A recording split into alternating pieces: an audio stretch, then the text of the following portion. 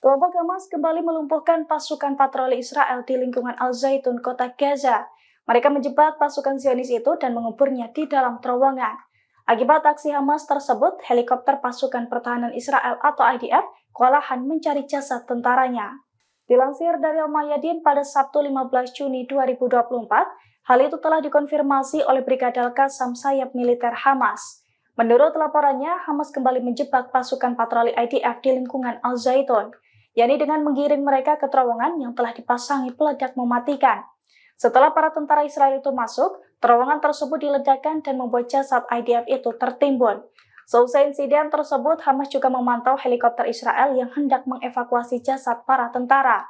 Pasalnya helikopter tersebut mendarat dan kebingungan menemukan jasad-jasad para tentara yang terkubur di terowongan Hamas. Diketahui selain meledakkan pasukan patroli Israel, Hamas juga membombardir pertempuran tentara Israel di lingkungan yang sama dengan beberapa mortir 120 mm.